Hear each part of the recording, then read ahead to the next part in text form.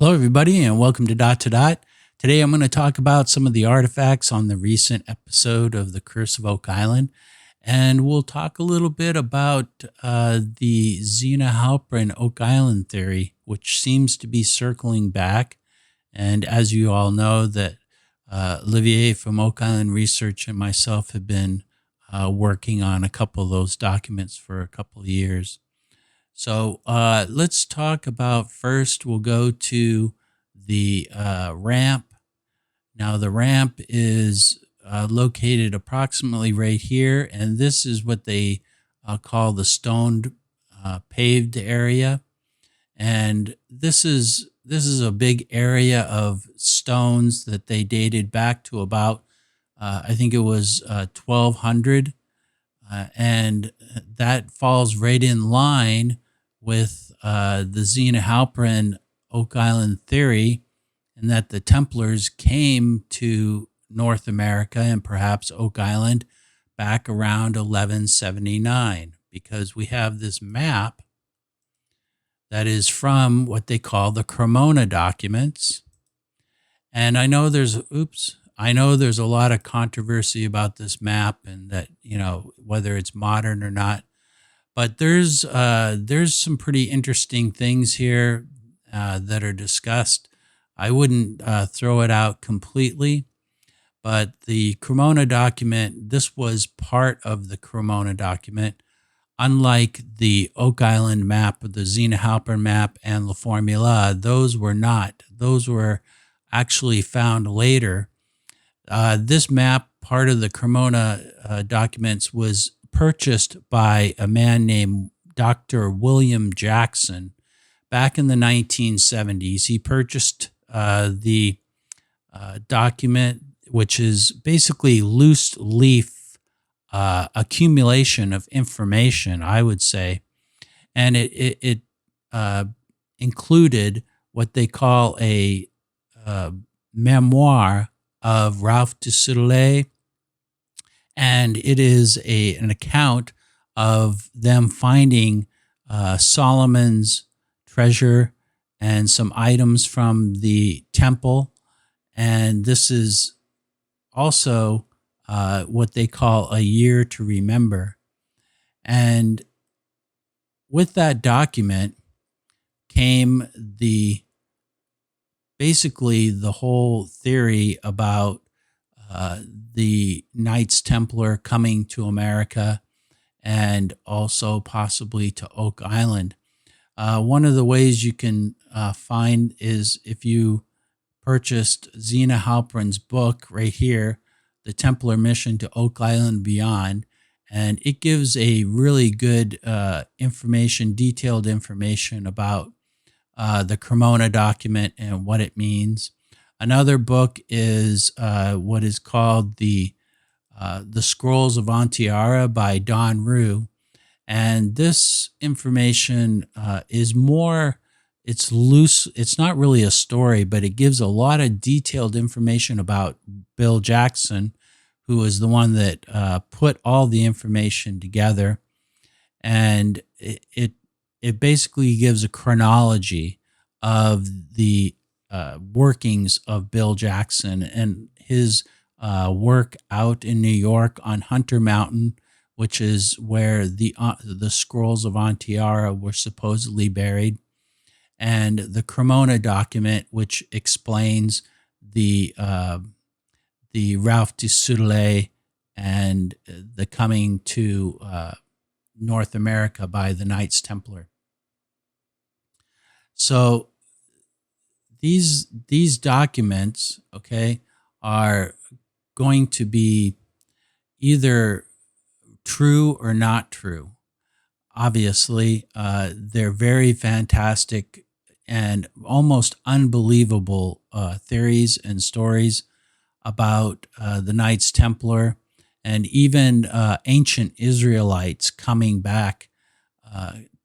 to North America as early as 600 BC. One of the videos that you can watch is this one. I'll leave a link in the description. This Hammerson Peters, he does a lot of good videos about Oak Island. And this video basically, he really does not believe. He thinks that the Zena Halpern story is pretty much sort of a fantasy. And you can watch this, and it will give you he does a really good job of laying out the theory of Zena Halpern a lot better than I could do. Another video you can watch is this old Curse of Oak Island video. I'll leave a description in the link, and you can watch that. That also will tell you a lot of. It's about Zena Halpern's first appearance on the Curse of Oak Island. Give you a little information. Yeah, because this is possibly going to be coming up more. I'm hopeful that they'll find some more evidence. It seems like everything that's coming up as far as landmarks and artifacts are pointing towards possibly two dates. One is we have the 1200 date from the paved stoned area. We also have the 1200 date from the well. So this is something that we can rely on as a date. Now we also have this stone wall, which is the 1474 and the to 1538. So what I'm sort of thinking here is we have two times where possibly the Israelites or the Knights Templar came to North America. One is on Oak Island, one is in the 1200s, and another one is in a later date, which is in the 1300s to the 1400s, and even possibly another time during the 1500s. So this is something that we can basically just speculate about until actually something of real substantial, evidence is found. One of the things that I put on my last video last week was the quadrilateral and how its geometric shape, which is very interesting, why it was shaped in this way. And most likely the location of this is lost. I don't think they really knew where it was. Tom Nolan probably estimated pretty much where it was. But in my pictures, I can show you this picture here, and you can see that it's very near the road. I think where my quadrilateral that Brian Farrow supplied to me, I think it's in a pretty good position. It's really close to the road here, and this aerial shot from a drone is using a fisheye lens, so things look a lot closer than they really are.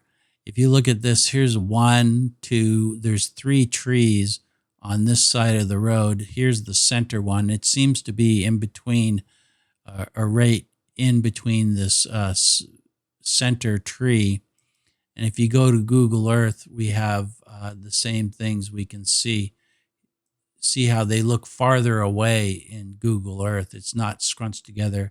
But here's the 1, 2, 3 trees, and you can see here's the second tree, and it's pretty much there. And of course, there's these stone rocks here, and it's close to those. So I think this location that Brian Farrow supplied with the quadrilateral